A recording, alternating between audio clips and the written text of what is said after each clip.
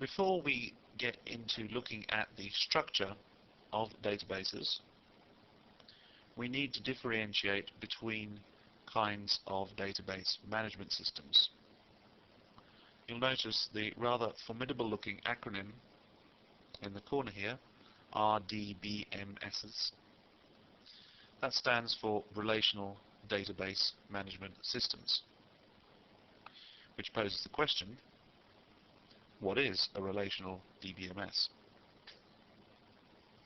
To answer this, let's take a look at a practical example. Let's say we run a shop and we're storing our data in some kind of a table form. We need to know when people come in what they've bought, so that because our shop uses credit in our hypothetical example, at the end of the month or whenever we need to settle our accounts with our customers, we know exactly what they've bought. Let's take a look at the way this tab is used. We have a customer and a product column in our table.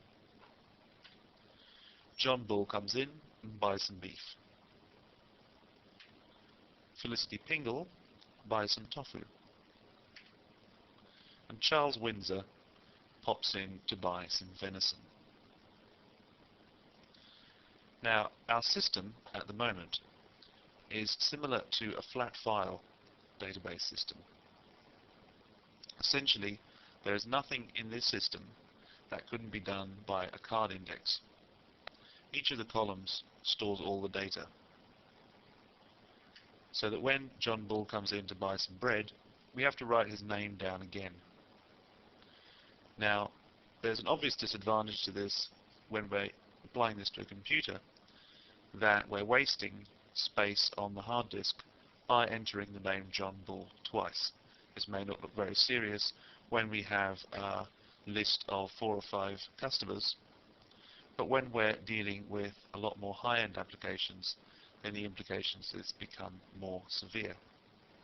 However, this is not the main problem with this system. The main problem is that it allows all kinds of errors to completely screw up our data. For instance, if when John Bull enters the shop, a new person is working behind the counter, they might not know John Bull. They might have to ask him for his name. They might mishear it, and instead of John Bull, they hear John Ball. Later on, when we try to run a query to find out what products John Bull has bought from us, the only one that will be beef, because the computer isn't intelligent enough to recognize that John Ball is just a misspelling of John Bull. Computers are very literal, and they can't fathom any kind of rational correlation between things. They only look at values being identical or otherwise. So our system is seriously flawed. If we replace this with a relational scenario, then we have a much different and more flexible system that has much less scope for that kind of error. What we do is we separate the customers into one table and the orders into another. When each order is placed, use a relationship between the orders table and the customers table to determine which of the customers made the order. We'll look at exactly how this happens much later on. For now, the important thing is that the data for the customer is stored once, and that when the shop attendant goes to write down the details of the order, he or she will look up the name of the customer in the customers table. Won't just write down the name of the customer from being told by the customer at that particular point.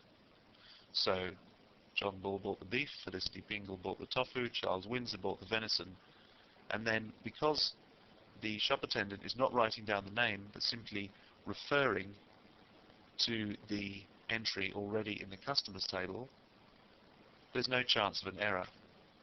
John Bull is connected with the bread order as well.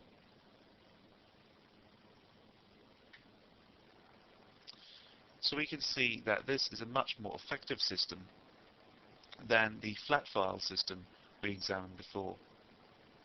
In our next movie, we're going to take a look at the ways in which a database is actually structured.